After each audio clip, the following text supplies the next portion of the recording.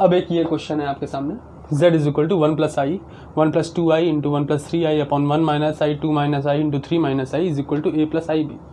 आपको निकालना है ए प्लस बी।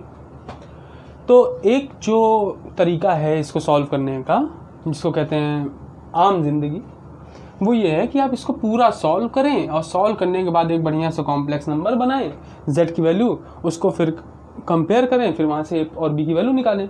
ये तो हो गई आपकी आम जिंदगी, जिसको लगाते लगाते आपका सालों बीत जाएंगे और आपका मार्क्स भी नहीं आएगा और टाइम भी चला जाएगा। मेंटोस जिंदगी वाला तरीका ये है कि यूलर्स फॉर्म का इस्तेमाल किया जाए। यूलर फॉर्म मैंने आपको बताया तो, लेकिन अभी हमने उसका एप्लीकेशन नहीं देखा है। ये क्वेश्चन अच्छा इसलिए इंपॉर्टेंट भी है, इसको जरूर ढंग से सॉल्व करिएगा ध्यान से। ये इंपॉर्टेंट इसलिए है क्योंकि इसमें एक तो यूलर फॉर्म इस्तेमाल होगा, प्रॉपर्टीज ऑफ आर्गुमेंट इस्तेमाल होंगी और प्रॉपर्टीज ऑफ मॉड्यूलस भी इस्तेमाल होंगे। देखते हैं यूलर फॉर्म होता क्या है। z is equal to z bar E की पावर आई थीटा। हमको बेसिकली z की वैल्यू निकालनी है ताकि हम इसको कंपेयर कर सकें। पूरा बजाय कि सॉल्व करें, हम स्मार्ट वे में चलते हैं आगे। तो हमको यूलर का पता है कि z is equal to z bar into e की पावर आई थीटा होता है। इतना अगर हमें पता है तो हमें z बार मिल जाए और थीटा मिल जाए। थीटा है क्या? थीटा आर्गुमेंट है ना। ये दो चीज़ मिल जाए हमारा काम हो जाए। अब z बार आप देखिएगा, z बार निकालना है तो z बार में कुछ चीज़ें ऊपर है, कुछ चीज़ें नीचे हैं। तो डिवीजन का है, मैंने आपसे बताया था कि z1 upon z2 is equal to होता है z1 upon z2 individual mod, ये बताया था। तो ऊपर वाले का मॉड अपॉन नीचे वाले का मॉड इंडिविजुअल हो जाएगा। अब ऊपर वाले के मॉड में तीन चीज़ें हैं, ठीक, यानी z1 into z2 into z3 का मॉड ऊपर आएगा इस तरह से। तो इसको भी अलग से लिख सकते हैं, z1 का मॉड इंटू z2 का मॉड इंटू z3 का मॉड। ये आपने प्रॉपर्टी पहले देखी थी, इसी का इस्तेमाल करते हैं। तो इसका सबका मॉड अलग अलग लिख लेते हैं। यही तो करना है बेसिकली, ऊपर मल्टीप्लाई का मॉड, नीचे मल्टीप्लाई का मॉड, ठीक। इसका मॉड क्या होगा? 1 स्क्वायर प्लस 1 स्क्वायर यानी √2 इंटू इसका मॉड 1 स्क्वायर प्लस 2 स्क्वायर यानी √5 इंटू 1 स्क्वायर प्लस 3 स्क्वायर यानी √10 अपॉन इसका 1 plus 1 square √2, 2 square plus 1 square √5, 3 square plus 1 square यानी √10। मतलब मैं थोड़ा सा जल्दी लिख दिया हूँ, अपना मॉड करके देख लीजिएगा। 1 का स्क्वायर प्लस 1 स्क्वायर 2 ही आता है रूट में, 3 स्क्वायर यानी 9, 1 स्क्वायर यानी 1, 9 प्लस 1 10 ही आता है। तो ये सब कट गया, आपका मॉड आ गया, z की वैल्यू 1 आ गई। अब आर्गुमेंट देखते हैं। Argument of z is theta, इस थीटा। आर्गुमेंट की प्रॉपर्टी क्या है? अभी जस्ट थोड़ी देर पहले देखी आर्गुमेंट की प्रॉपर्टी। आर्गुमेंट की प्रॉपर्टी क्या है भैया? कि जो मल्टीप्लाई में होता है वो प्लस हो जाता है ना, और जो डिवाइड में होता है वो माइनस में। मतलब ये है कि अगर यहीं पर हम इसको इस तरह से देख रहे होते, argument of z1 upon z2, तो ये हो जाता है argument of z1 minus z2, ठीक। और argument of z1 into z2 होता है argument of z1 minus argument of z2, और argument of z1 into z2 होता है argument of z1 plus argument of z2। Clear? तो यहां से जो डिवाइड यानी कि इतने का आर्गुमेंट माइनस इतने का आर्गुमेंट हो जाएगा, और जो मल्टीप्लाई वाले हैं वो सारे प्लस हो जाएंगे। तो मैं लिख रहा हूं, आप देखिएगा, argument of 1 plus I plus argument of 1 plus 2i plus argument of 1 plus 3i minus argument of 1 minus i minus argument of 2 minus i minus argument of 3 minus i, ठीक है। आर्गुमेंट ऑफ 1 प्लस i क्या होगा? 10 की value रख के देखिए, 1 upon 1, 10 1 कब होता है? π/4 पे, तो ये π/4 हो गया। क्वाड्रेंट भी देखते जाइएगा कौन कौन से क्वाड्रेंट है। ये क्या है? 2 अपॉन 1 हो जाएगा, है ना। tan 2 कब होता है? ये π/4 हो गया। ये क्या हो जाएगा? प्लस tan इनवर्स 2, ये हो जाएगा tan इनवर्स 3, ये क्या हो जाएगा माइनस, ये देखिए -1/1 है तो ये हो जाएगा -π/4। अब इतना तो मैंने आपको निकालना सिखाई दिया है, खुद ही निकाल लीजिएगा। वैसे -π/4 आएगा, ये हो जाएगा plus tan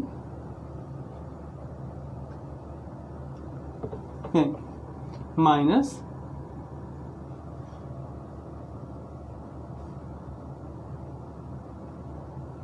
minus of tan inverse 1/2। तो ये डायरेक्ट प्लस हो जाएगा, प्लस लिख लेते हैं, और ये होगा प्लस tan इनवर्स 1/3। तो tan inverse 2 plus tan inverse half, ये क्या हो जाएगा, खत्म हो जाएगा, ये भी खत्म हो जाएगा, बचेगा क्या π/4 माइनस माइनस प्लस प्लस π/4 यानी π/2। तो थीटा की वैल्यू कितनी आ गई, π/2। यहाँ से z की वैल्यू हम निकाल लेते हैं, ठीक है। z की वैल्यू क्या आ जाएगी, z is equal to mod of z कितना है, 1 दिया हुआ है तो लिखने की जरूरत नहीं, e⁻i थीटा यानी π/2।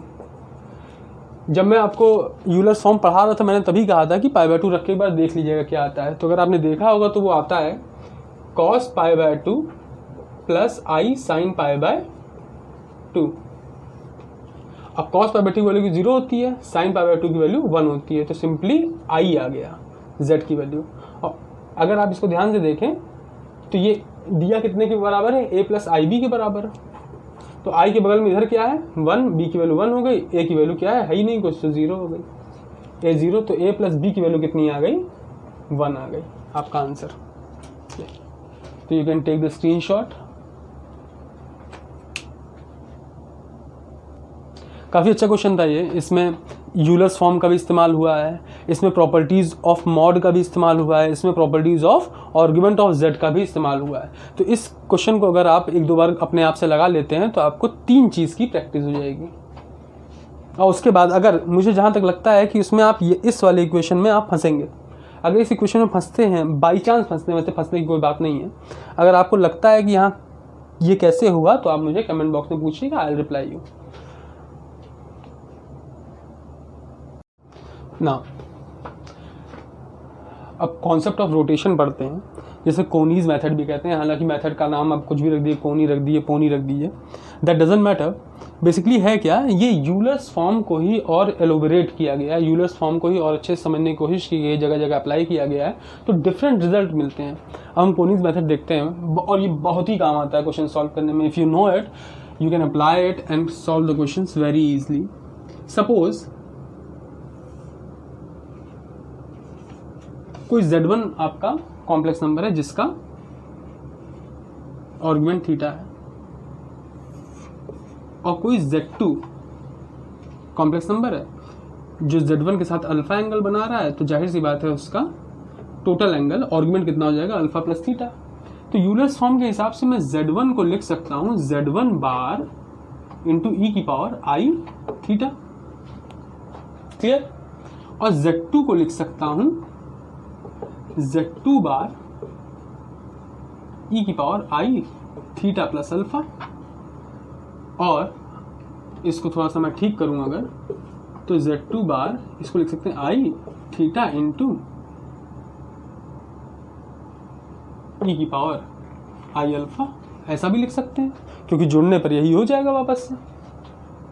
अब अगर मैं इक्वेशन 2 को 1 से डिवाइड करूं तो ये हो जाएगा z1 बार e⁻i थीटा, e⁻i थीटा ये कैंसिल, तो z2 upon z1 is equal to हो जाएगा z2 bar upon z1 bar into e⁻i alpha के। अल्फा क्या होगा, उन दोनों कॉम्प्लेक्स नंबर के बीच का एंगल होगा, ठीक है। ये है आपका कोनीज मेथड। बेसिकली इसका यूज़ कैसे है, z1 पे बार है सॉरी, इसका यूज़ कैसे है। अब मान लीजिए कि ये दोनों कोई कॉम्प्लेक्स नंबर होते हैं जिनका मॉड बराबर होता, मतलब कि इसकी लेंथ जो है और इसकी लेंथ जो है वो बराबर होती, यानी कि उनका मॉड बराबर होता, ठीक। तो क्या होता, तो पहला केस इफ मैग्नीट्यूड इज बराबर इज इक्वल, तो ये हो जाता है Z2 upon Z1 is equal to Z mod upon Z mod into EI alpha. ये कैंसिल, तो Z2 को हम डायरेक्ट लिख सकते थे Z1 EI अल्फा। ये इक्वेशन तब यूज हो सकती है जब दोनों के मॉडुलस क्या हो, बराबर हो। ठीक, तो आप ये मान सकते हैं कि अगर बराबर है तो सेम वेक्टर को रोटेट कर दिया गया है अल्फा डिग्री पे, ऐसे। ठीक, अगर रोटेट किया गया है तो ये फॉर्मूला लग सकता है, ये रोटेशन के लिए है, rotation of same complex number, same complex number. ये भी इंपॉर्टेंट इक्वेशन, इसको नोट कर लीजिए। ये कॉन्सेप्ट ऑफ रोटेशन है जब मॉडुलस सेम होता है, लेकिन अक्सर ऐसा भी होता है जब मॉडुलस सेम नहीं है, तो मॉडुलस अगर सेम नहीं है तो आप ये लगा सकते हैं। ठीक, इसका यूज कैसे करते हैं भी बताते हैं। क्वेश्चन भी बड़ा इंपॉर्टेंट है। क्वेश्चन क्या, एक स्टैंडर्ड इक्वेशन है, ऐसे मैं रब कर दे रहा हूं, आप नोट कर लीजिए। अब अगर कोई 3 पॉइंट है Z1 Z2 Z3 और ये वाला लाइन इस तरह से रोटेट की गई अल्फा के एंगल पे, तो आपको मालूम है कि इस लाइन को हम क्या लिख सकते हैं, इसको हम लिख सकते हैं Z2 माइनस Z1, इसको लिख सकते हैं Z3 माइनस Z1। ये हमने डिस्कस किया ही था अभी थोड़ी देर पहले। तो Z2 माइनस Z1 हमेशा, अभी हमने जो इक्वेशन देखी थी वो क्या हुई थी, वो हमेशा क्या होता है कि फाइनल अपॉन इनिशियल करते हैं। जो अभी इक्वेशन देखी थी वो क्या थी, Z2 upon Z1 is equal to Z2 bar upon Z1 bar e की पावर i अल्फा, यही तो थी।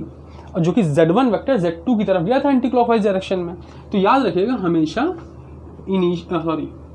फाइनल ऊपर, इनिशियल नीचे, याद करने के लिए कि कौन सा ऊपर होता है कौन सा नीचे होता है। फाइनल ऊपर रहता है जिस तरफ गया है, ठीक, और नीचे कौन सा रहता है, जो गया है, जहां से गया है वो नीचे, जहां तक गया है वो ऊपर। अब और एंगल हमेशा क्या होना चाहिए, एंटी क्लॉकवाइज, एंटी क्लॉक, और अगर क्लॉक लेना पड़े तो एंगल नेगेटिव हो जाएगा। ठीक है, चलिए इस इक्वेशन के हिसाब से अगर इसमें फिट करें तो क्या होगा, Z2 यानी ऊपर फाइनल वाला, ये यहां से यहां जा रहा है, तो ऊपर क्या होगा Z3 माइनस Z1 अपॉन, ये क्या है Z3 माइनस Z1 है, और ये क्या है Z2 minus Z1। Z2 minus Z1 कहाँ तक गया है, Z3 माइनस Z1 तक, तो क्या हो जाएगा Z3 minus Z1 upon Z2 minus Z1 is equal to Z3 minus Z1 का mod upon Z2 minus Z1 का मॉड e की पावर i अल्फा। क्लियर, ये 3 वेक्टर्स के लिए है, सॉरी 3 कॉम्प्लेक्स नंबर्स के लिए है। वेक्टर इसलिए निकल रहा है क्योंकि ऑपरेशन वेक्टर्स की तरह ही यहाँ पर सॉल्व होता है। अब एक चीज़ देखिए, एक स्टैंडर्ड इक्वेशन है, ये काफ़ी जगह काम आती है, काफ़ी पॉलीगन्स में अगर कॉम्प्लेक्स नंबर लगाना हो तो वहाँ काम आती है। तो अब अगर एक इक्विलेटरल ट्रायंगल है,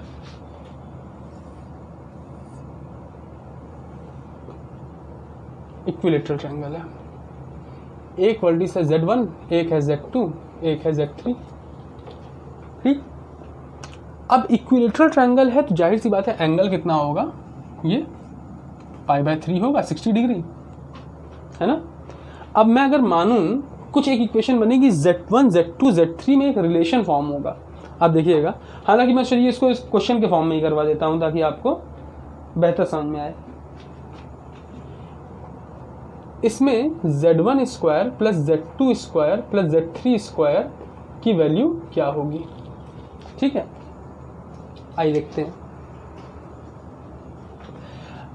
अगर ध्यान से देखो तो इस Z3 माइनस Z2 वाली लाइन π/3 इधर गई है, तो मैंने कहा फाइनल अपॉन इनिशियल यानी Z1 minus Z2 upon Z3 minus Z2 is equal to Z1 minus Z2 का bar upon Z3 minus Z2 का बार इंटू e की पावर i π/3, ये हो जाएगी।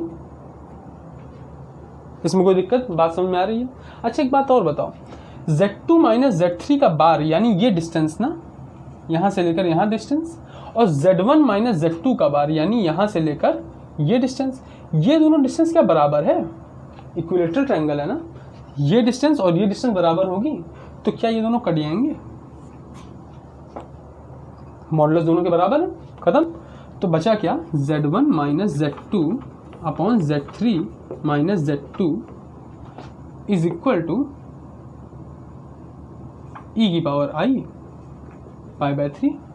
ठीक, अब सेम चीज़ देखिएगा यहाँ से, ये वाली लाइन जो है, ये वाली क्या इस तरफ आ रही है ऐसे, और एंगल कितना है π/3। ठीक है, क्या ये भी एंटी क्लॉकवाइज डायरेक्शन है? तो फिर से हम इसको ऐसे ले सकते हैं, फाइनल वाला ये हो जाएगा, इनिशियल वाला ये हो जाएगा।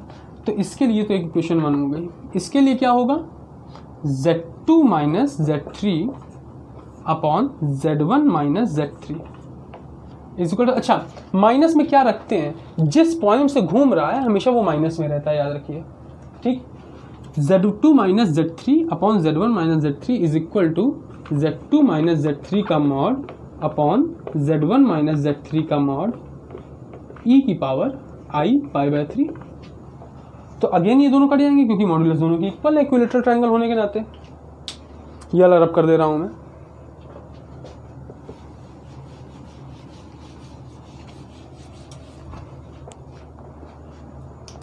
तो क्या इक्वेशन 1 और इक्वेशन 2 के RHS इक्वल हैं? अगर RHS इक्वल हैं तो LHS भी इक्वल होंगे।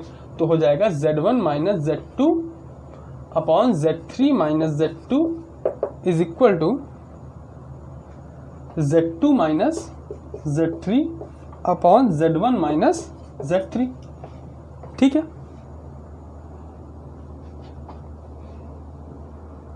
तो ये हो जाएगा भैया, क्रॉस मल्टीप्लिकेशन कर देते हैं, Z1 minus Z2 into Z1 minus Z3 is equal to Z2 minus Z3 into Z3 minus Z2। ये हो जाएगा Z1 का square minus Z1 Z3 minus Z1 Z2 plus Z2 Z3। ये देखिए, तो बेसिकली मैं वैसे ही खोल देता हूँ, चलिए, Z2 Z3 minus Z2 square minus Z3 square plus Z2 Z3। ये है Z2 Z3, एक एक कट गया, क्लियर। अब जरा रीअरेंज कर लेते हैं, ये दोनों को इधर ले आइए, Z1 square plus Z2 square plus Z3 square is equal to, इन दोनों को उधर ले जाइए, Z1 Z2 plus Z1 Z3 और ये Z2 Z3 बचा ही था, Z2 Z3। ठीक, तो यहाँ से आपका आंसर हो गया। ये यूज करना है, याद रखिएगा हमेशा क्वेश्चंस में पॉलीगन्स के। Z1 square plus Z2 square plus Z3 square is equal to होगा Z1 Z2 plus Z2 Z3 plus Z3 Z1। ये आपका एक कंडीशन बन गई, स्टैंडर्ड कंडीशन। ठीक है, नोट कर लीजिए। एक और कंडीशन बनती है यहीं से, मैं इसको रब कर दे रहा हूँ, हालांकि ये उतनी इंपॉर्टेंट नहीं है लेकिन फिर भी जानने के लिए आप देख लीजिए। रब कर दूँ इसे, आप वीडियो बैकवर्ड करके देख लीजिएगा।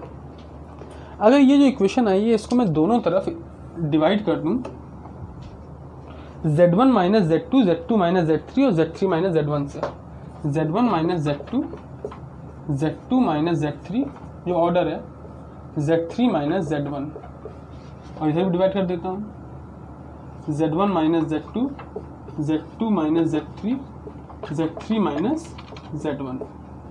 तो क्या क्या कट रहा है, Z1 माइनस Z2 कट गया, इससे ये कटेगा तो ये -1 बचेगा। देखिए उल्टा ही है, माइनस कॉमन लेने पर वही हो जाएगा।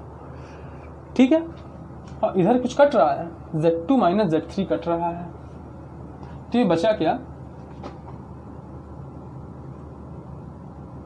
-1 upon Z2 minus Z3 is equal to Z3 minus Z2 upon Z1 minus Z2, Z3 minus Z1।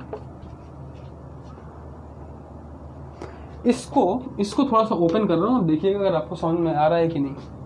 -1 upon Z2 minus Z3 is equal to 1 upon Z1 minus Z2 plus 1 upon Z3 minus Z1। इसको LCM लेके जब आप mix करेंगे तो यही बन जाएगा, check कर लीजिए।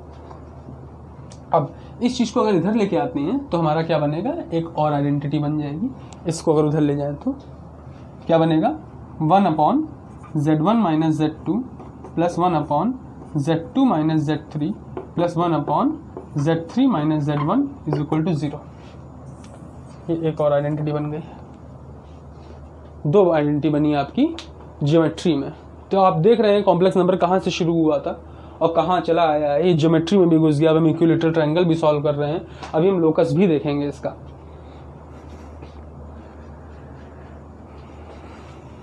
नोट कर लीजिए, फिर मैं इसको रब करूं। अब सेक्शन फॉर्मूला जैसे कि कोऑर्डिनेट में होता था इसमें भी है। सेक्शन फॉर्मूला सिंपल है। अगर कोई लाइन है Z1 और Z2 दो कॉम्प्लेक्स नंबर को जोड़ रही है और उसे किसी बीच में एक Z कॉम्प्लेक्स नंबर ने काटा, किस रेशियो में, m/n में, तो Z की वैल्यू हो जाएगी m Z2 plus n Z1 upon m plus n। ये है आपका सेक्शन फॉर्मूला, सेम उसी पैटर्न पे जैसे कि कोऑर्डिनेट ज्योमेट्री में होता था। ठीक। सेंट्रॉइड का फॉर्मूला क्या है, अगर कोई ट्रायंगल है जिसके 3 पॉइंट है Z1 Z2 Z3, तो सेंट्रॉइड क्या होगा आप गेस भी कर सकते हैं। जब मैं कह रहा हूँ कि सेम होगा कोऑर्डिनेट ज्योमेट्री की तरह, तो इसमें क्या होगा, Z1 plus Z2 plus Z3 bye 3। Clear है, आसान था ये। तो आप कोई बहुत इंपॉर्टेंट नहीं है, कहीं कहीं हल्का फुल्का यूज होता है तो आप इसको लगा सकते हैं, और यूज वैसे ही होगा जैसे कोऑर्डिनेट ज्योमेट्री में होता था। ठीक है, ये नोट कर लीजिए। तो एक क्वेश्चन करवा दूं। अब क्वेश्चन ये है, if ZR represents the vertices of regular hexagon and Z0 is the circumcenter, then what is the value of this expression? Now, what is this expression? First of all, we need to draw the figure. It is a regular hexagon, so we will make it like this.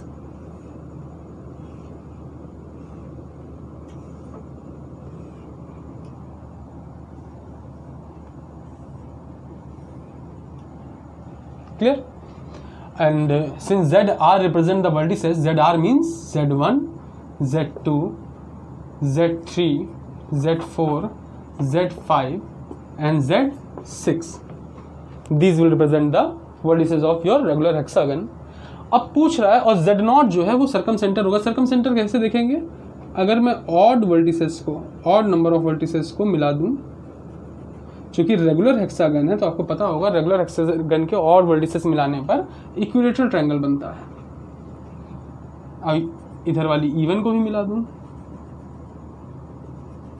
तो in triangle का जो सर्कमसेंटर होगा वही हमारा सर्कमसेंटर होगा hexagon का। तो ये Z0 है। अब कह रहा है इस एक्सप्रेशन की वैल्यू क्या होगी। ये एक्सप्रेशन है क्या, ये है Z1 का स्क्वायर प्लस Z2 का स्क्वायर प्लस Z3 का स्क्वायर प्लस Z4 का स्क्वायर प्लस Z5 का स्क्वायर प्लस Z6 का square is equal to what. यही तो है। ZR 1 से लेकर 6 तक की वैल्यू दी हुई है, हमें ये निकालना है। अब भैया एक इक्वेशन अभी मैंने आप लोगों को बताई थी इक्विलेटरल ट्रायंगल के लिए। तो Z1 स्क्वायर, एक इक्विलेटरल ट्रायंगल लेते हैं, Z1 square plus Z3 square plus Z5 square, ये क्या होगा, ये क्या होगा, ये होगा Z1 Z3 plus Z3 Z5 plus Z5 Z1 के बराबर। यही तो होगा जो भी मेथड बताया था उसके हिसाब से, जो स्टैंडर्ड बताया था। और यहीं से Z0 जो है, Z0 अगर सर्कमसेंटर है तो यही तो सेंट्रॉइड भी होगा इक्विलेटरल ट्रायंगल का। तो Z0 इज इक्वल टू क्या, अगर हम इसी ट्रायंगल की बात करें, Z1 plus Z3 plus Z5 upon 3 होगा, या equal to Z2 plus Z4 plus Z6 by 3 होगा। हम किसी एक को ले लेते हैं, पहले हम इसको ले लेंगे। तो क्या Z1 plus Z3 plus Z5 is equal to 3Z0 हो जाएगा। ठीक है, अगर दोनों तरफ स्क्वायर कर दें तो ये हो जाएगा Z1 का स्क्वायर प्लस Z3 का स्क्वायर प्लस Z5 का square plus 2 Z1 Z3 plus Z3 Z5 plus Z5 Z1 is equal to 9Z0 square. ये हो जाएगा। और आप जानते हैं कि इसकी वैल्यू अभी हमने क्या निकाली है, सेम यही, तो इसकी जगह ये लिख सकते हैं। ठीक है, बात समझ में आ रही है? इस प्रोडक्ट की जगह ये लिख सकते हैं, तो ये हो जाएगा टोटल, एक तो ये हुआ और दो ये हो गए, तो 3 मैं डायरेक्ट लिख रहा हूँ Z1 square plus Z3 square plus Z5 square is equal to 9Z0 square. यहाँ से अगर काटे तो Z1 square plus Z3 square plus Z5 square की वैल्यू क्या आ गई, 3Z0 स्क्वायर। क्लियर है? दिख रहा है? अब अगर हमने इसको ना लेकर के ये लिया होता तो हमारा क्या आता, तो हमारा क्या ऐसा आ जाता, Z2 square plus Z4 square plus Z6 square is equal to 3Z0 square. कुछ ऐसे ही आता, यही आता बेसिकली।